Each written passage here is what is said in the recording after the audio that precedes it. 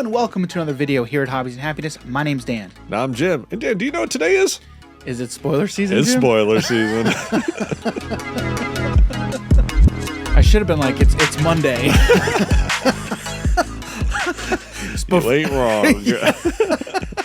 All right, so after recording our video on, I don't even know when we recorded that video, but we went over Friday spoilers. Yesterday. Was it yesterday? I think I was here yesterday. I think it was yesterday, yeah. So we recorded that yesterday, got it out yesterday.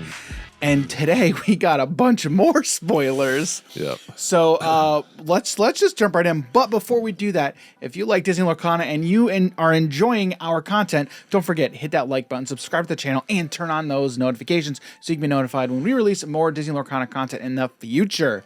So let's just jump right in. So today started with the release of our spoiler video. So we were fortunate enough to release 2 card reveals earlier today. Yep. They were Poison Apple and Ursula's Cauldron. If you haven't yet seen that video, go check that out. But we've got 2 items, 1 ruby and 1 amethyst. Honestly, of those 2, I really like Ursula's Cauldron a little bit better. Yeah. really like that I can't card. wait to see people utilizing Poison Apple against those princess decks. Oh yeah. Oh yeah. So again, if you haven't seen that video, go check that out. We'll be sure to link that here as well. All right, and then we had some other reveals from some other content creators today. Yeah. And again, we're going to be sure to link those videos here in the video when we talk about those cards, so you guys can check out those creators. And then the first couple we got were from our friend John T over at the Inkwell. The first one is Sudden Chill. Love the artwork on this card, and I love this card. So Sudden Chill is an inkable 2-cost action song in Emerald, and it says each opponent chooses and discards a card. Yeah, that hand hate. Jim, what do you think about the Sudden Chill here? Oh, this card's beautiful. I really like the effect on Flint. I forget the rest of the card's name. Flynn Rider? Yeah, Flynn, that's his name. Because when you Flint. you thought it was Flint, yeah. When you said Flint, I sent this card to Jim and I'm like, dude, check this out. And he goes, oh, Flint. And I'm like, what? Flint? I'm like, what is Flint? Now it makes sense. Okay, all right. Anyway. Yeah, so I love this card. I can't wait to see more of it. Yeah, and so the nice thing is this is only a 2-cost. Yes. It's a 2-cost song, so your low drop creatures, your low drop characters can sing this song. So that way, again, with those low drops where maybe they only have 1 lore on them, I would 100% sing that with those creatures. That's such good value. So yeah, that is Sudden Chill. And then the next one that we have, it's Lefou himself. Lefou Instigator is an inkable 2-cost 2/2/1 Dreamborn ally in Ruby. He's a rare card and has the ability Fan the Flames. So when you play this character, ready chosen character, they cannot quest for the rest of the turn. So this is Fan the Flames on a stick. So we've seen Fan the Flames before, which I really love, but now we get that effect on a body. Jim, what do you think about Lefou here? Oh, this effect is great. Yeah. This card is great. And I don't really want to verse this card because I know exactly what it is they're going to do. They're going to have the Mulan triggers. They're going to have the Aladdin triggers. They're going to have whatever other triggers when they challenge your cards. And Dan, I want to stop you from questing. I can't stop you from attacking though. Yeah. So I'm not looking forward to that. Yeah. So actually, Lefou, I'm noticing here, is a good example of a character that can sing Sudden Chill. Like this 2/2/1, 100%. This is the exact type of character card that I would use to sing a song like Sudden Chill. Yep. All right, and then the next 2 that we got were from Brandon B Squared. So go ahead and check out his video on these cards. But the first one that we have, it is Captain Hook Ruthless Pirate. So this is an interesting card. So Captain Hook Ruthless Pirate is an uninkable 7-cost 5/5/2 with Rush. He's a rare card and has the ability You Coward. While this character is exerted, opposing characters with evasive gain Reckless.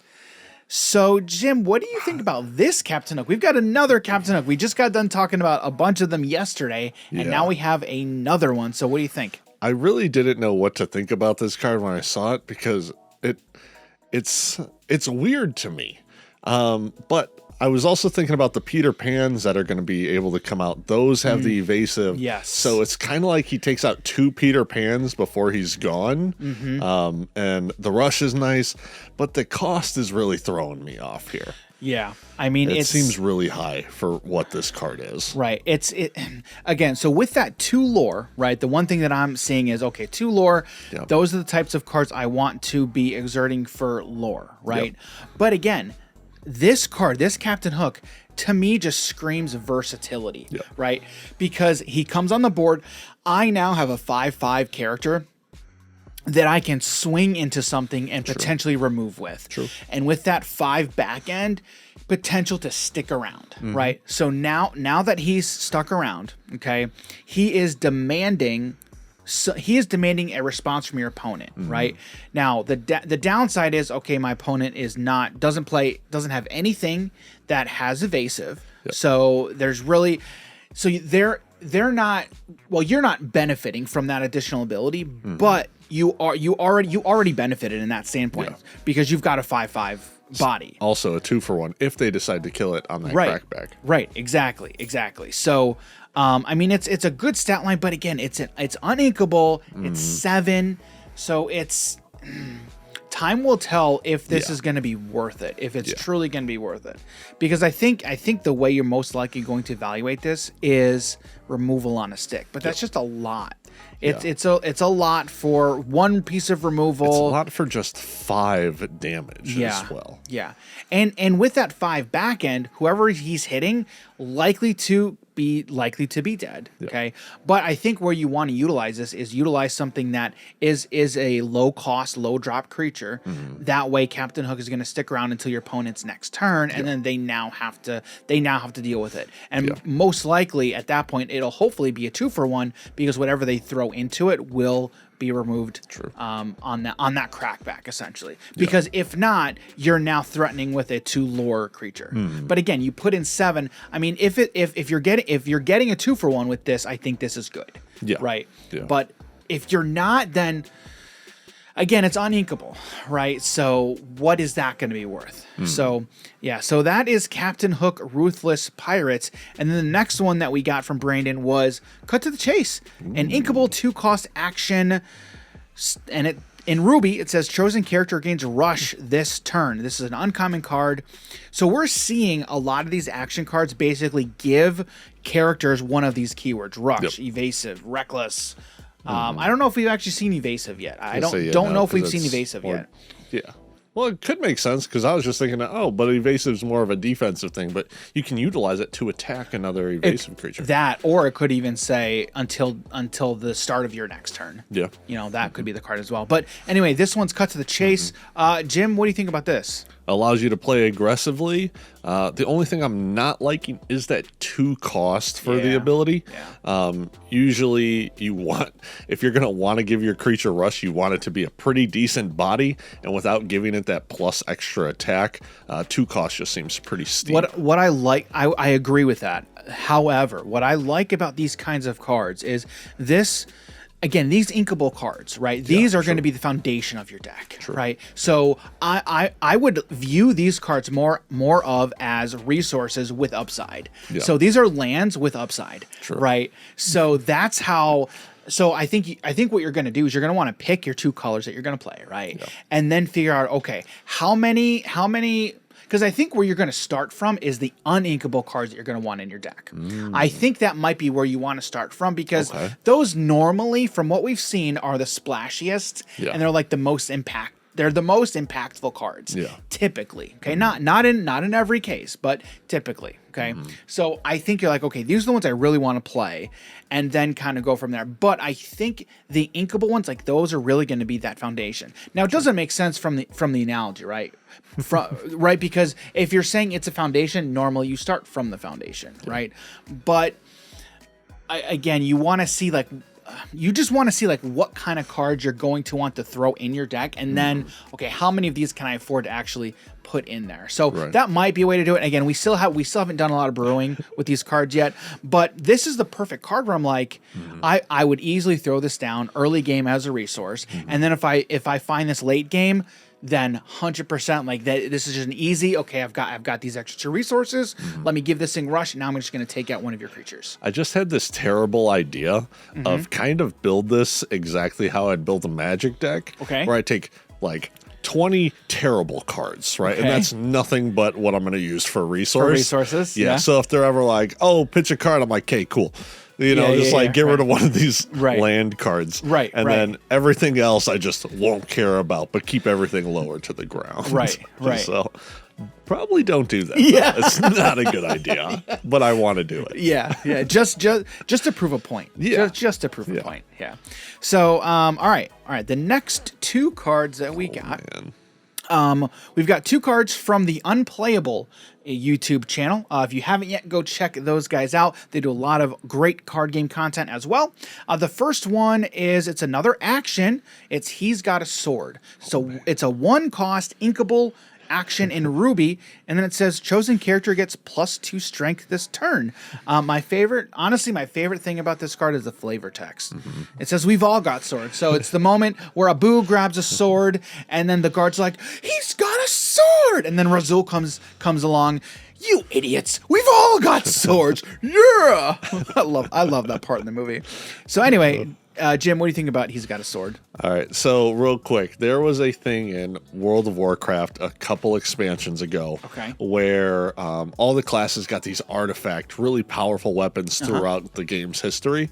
And the Paladin class, Retribution, they actually got one of the most iconic swords in the entire game called Lightbringer. So what they took that item and put it on that scene and just made like a little meme about it. So they were like, oh my god, he's got Lightbringer. Then the dude comes out, you idiots, we've all got Lightbringer. Nice. But yeah, this card, so kind of going off what we were talking about with Cut to the Chase, right? That 1 cost to add +2 strength, I think that's really what it is you're looking to have. Right. And so this card, I do really like it. I do see a world where I'm running both He's Got a Sword and Cut to the Chase. Yeah. Because again, it's a good foundation to build upon in the color Ruby, right? And then so Cut to the Chase is a common, He's Got a Sword is a common. Cut to the Chase was an uncommon. The next one that we have is Sword of Truth. So Sword of Truth is an uninkable 4-cost item in Ruby. It's a rare card and has the ability Final Enchantment. And it says banish this item, banish chosen villain character. So it's some more removal. We're seeing a lot of removal in Ruby. And I like it. So just like the Poison Apple, this is conditional removal, but now we're seeing one for villains. So, Jim, what do you think about Sword of Truth here? Well, I think Hades players are going to absolutely hate this card. 100%. And I can't wait to see them be upset over this card. But yeah, it is specified for villains only, so it really going to depend on the meta or what your play group is. And it's uninkable. Yeah, the one thing that I'm not sure yet if we have our sideboards. I don't know if there's sideboards on the game yet. I don't think there are, but still early. It's still early. But one of my favorite things about these items is just the constant threat that it provides, right? So if you have Sword of Truth out, like if Jim has Sword of Truth out and I'm playing a villain deck, I mean, I am now constantly second guessing what I'm gonna do. Like, can I afford to play this villain and then hopefully get his effect? Because if not, it'll go to his turn and then he can just take out that villain. So it provides so many unique opportunities and so many unique lines of play, and there's a lot of thought that's going to be involved with items such as this. So, all right. Then the next 2 cards that we got were the final reviews from fellow content creators. These 2 were from our friends Liam and Aaron over at the Illumiteers. They got some pretty nice cards, and then the first one we're going to touch on is Work Together. Work Together is an inkable 1-cost action in Sapphire. It says chosen character gains support this turn. We know how much we love the support keyword. And again, going straight off of cut to the chase, and he's got a sword, another low cost action to give one of your characters one of those keywords. Jim, what do you think about work together? Yeah, I think it's very important to keep these cards as low to the ground as possible. 100%. Yes. I understand not making them free because that can be a little too good. Yeah, we've seen how busted that is in other games. So I do really love this card. I love the support ability. The only downside is it's only for that turn. Yeah. But that's okay because sometimes you just need that one turn. I mean, you're probably running the Scepter of Arendelle, right? Well. In that same deck. So again, this is another one of those foundational cards.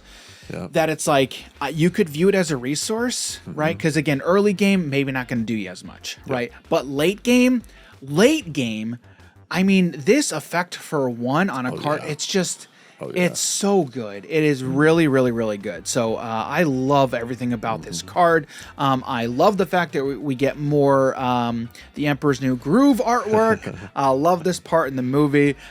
So Work Together is also a common card as well.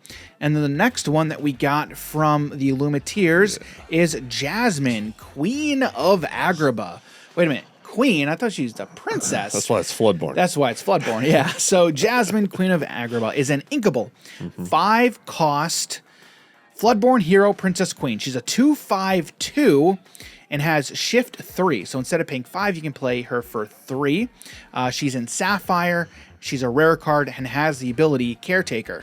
When you play this character and whenever she quests, you may remove up to 2 damage from each of your characters. So just like John Silver, we have another character here who has an ability on play and on quest.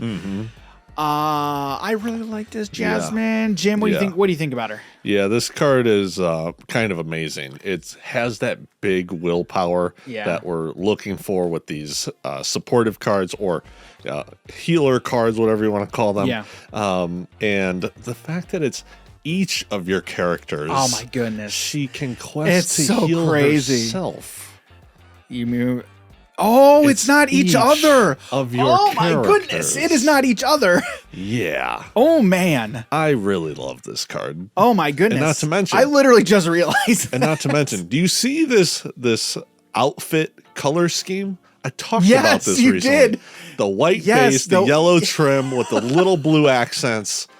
Beautiful. So for those who haven't seen that video, so Jim was talking about this in one of our Alpha Clash videos where we did a set review. Yes. Go over it real quickly. Okay, so in a lot of the games I play, my color scheme armor, or even if I could make something for myself in real life, it would be a white base with gold trim and either like blue accents to it or red or purple, something along those lines. And this falls in perfectly aligned. Exactly what Jasmine is wearing in the artwork for this. It's phenomenal. I didn't even think about that until you said that. I noticed it. Yeah, of course you did. Yeah, so that is Jasmine. Really, oh man, I like that card so much. And she's inkable. Well, she's phenomenal. I mean, all of these cards that are super impactful but also inkable, it's so good. It is so good. So that is Jasmine, Queen of Agrabah. And then the next card, so we've got a few other cards that were dropped in the Lorcana HQ Discord today by Team Lorcana. But before we get into them, I just want to mention real quickly again, thanks to Team Lorcana for the opportunity to show off and reveal those cards today. It was really great that they got more members of the community involved in all these reveals today. So it's a lot of fun to do that for everybody. And then, so these final ones, we got some spice. Got some spice here. The first one is Tangle. So Tangle is an inkable 2-cost action in Ruby. It's a common card. It says each opponent loses 1 lore. Again, another one of these foundational action cards in those colors. Jim, what do you think about Tangle? So recently I learned that, what's her name, Rapunzel? Rapunzel? Okay. Is that her name? Yes, that is her name.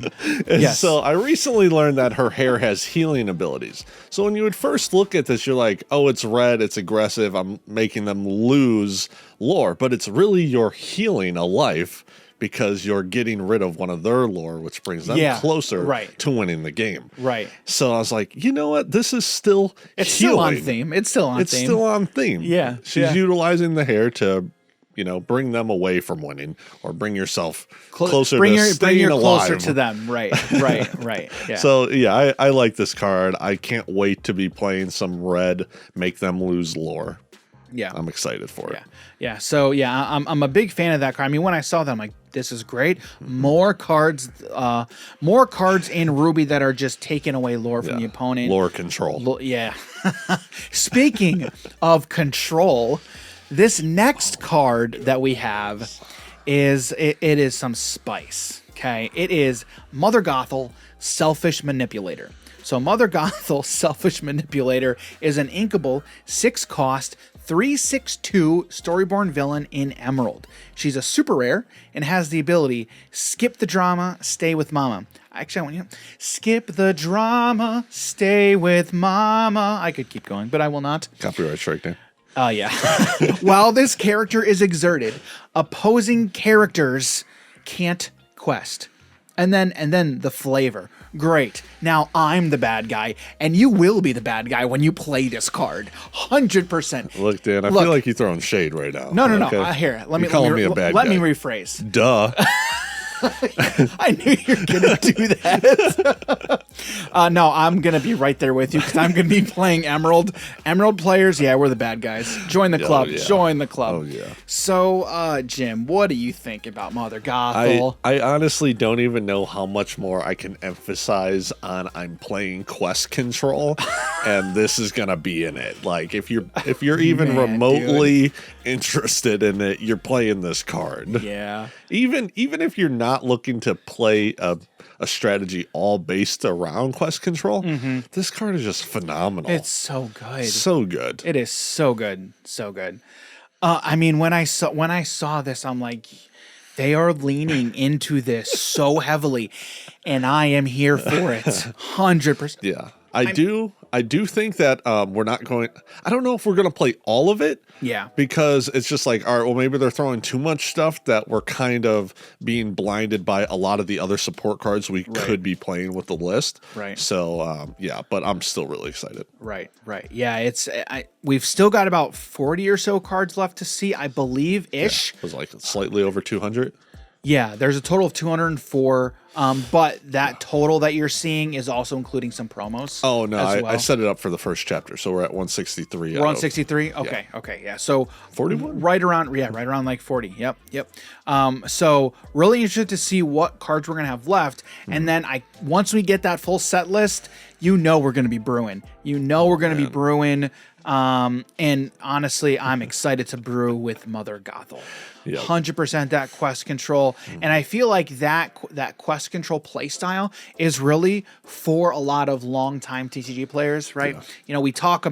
It's been talked about in the community for a while that this is going to be your first time TCG. It's great for newcomers, which is good. Yes, it is. Yep. I really believe that it is. But when those new time players are going to come up against this emerald color, wow, I don't know if they're going to be wanting to play for much longer. Especially a veteran control player. Oh my goodness. It's honestly some of the worst things you could ever do. It is. You're not going to like it. You're not going to like it. No, you won't. But maybe you're going to be one of those players who likes to play ramp, right? And likes to get out a lot of resources on board, right? True. And then, because if you are, maybe you're going to be playing this next card, which is, it's crazy. It's Belle. Strange, but special. So Belle is an inkable 4-cost 2/4/1 Storyborn Hero Princess in Sapphire. She's a legendary card, and she's got some legendary abilities. The first one, it says, read a book. During your turn, you may put an additional card from your hand into your Inkwell face down. That is already a pretty powerful ability. Like ramp on a stick, turn after turn after turn, potentially. That's insane. That already is an insane ability. Okay, but she's got upside, right? She has this next ability. It says, my favorite part. While you have 10 or more cards in your Inkwell, basically 10 or more resources, this character gets +4 lore. +4 lore. I originally, when I first saw this card, I thought it said +4 strength. And I'm like, oh, that's kind of neat. That's kind of cool. Card. I'm like, that's interesting. I like what they're trying to go. Yeah.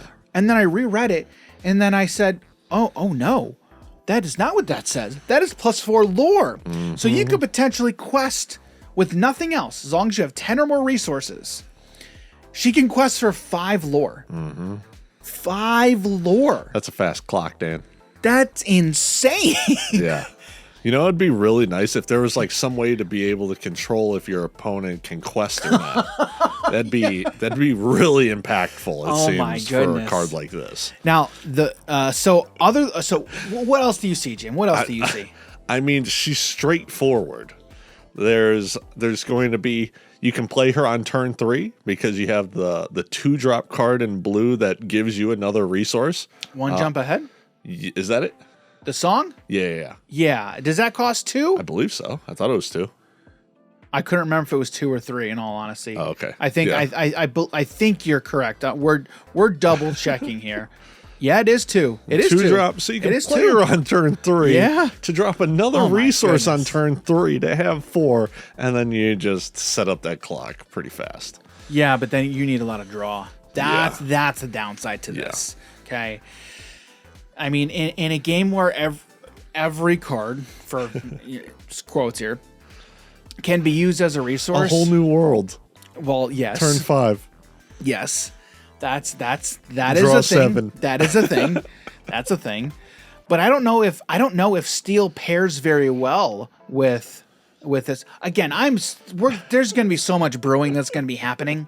But that's the only downside to Belle here is she needs a lot of cards to power that ability. Actually, I can see it being good because I think Steel has a pretty good amount of bodyguards. You control the board a bit. You just make this the one win con of being like, tap for 5. Yeah. Tap for 5. Tap for 5. Yep. Put down a bodybuilder.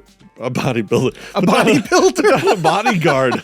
Protector. I mean, Hercules is a bodybuilder, kind of, right? You have these big dumb creatures. Utilize them. Well, because you've got Mickey. You got that Mickey Musketeer in Steel. You got Hercules in Steel. You do got to. I mean, because that's the other thing too is you want to protect these. You want to protect these bombs, right? You have to protect these bombs. The only downside is that back end, that 4 on the back. That's kind of low, and so that can be susceptible. But such an impactful and powerful ability stapled onto Belle. So that's everything we got for today. We're coming down to the home stretch, ladies and gentlemen. I'm honestly surprised that we were able to record this video, and hopefully maybe we can record another video before I leave for vacation, because if you watched our last spoiler video, I was like, I didn't know if we were going to be able to do one. So fingers crossed we're going to be able to get the rest of the set, but we'll see. Time will tell, and we will see. So with that being said, I'm going to toss it over to you guys. What do you guys think? What are some of your favorite cards spoiled today on Monday, the start of Lorcana week? Jim, if you had to pick one of these, I think I know which one you're going to go with. Which one are you going with? All right, out of all of the cards we just went over, I think it's fairly straightforward this time. I got to go with Mother Gothel. Yep, 100%. 100%. In all honesty, I'm kind of liking Sudden Chill. I just like that effect. Really love that effect. But Mother Gothel's really good too. It's definitely, and they're both emerald. I mean, we're really liking those emerald cards. Really, really, really liking it. So again, tossing to you guys. What do you guys think? Let us know down below in the comments. And with that, we're gonna get out of here. But before we do, don't forget, hit that like button, subscribe to the channel, and turn on those bell notifications so you can be notified when we release more Disney Lorcana content on the channel. So, Jim, thanks a lot for hanging out again. Yes, and thanks everybody for checking out this video, and we'll catch you in the next Lorcana video. See you, everybody. Take care.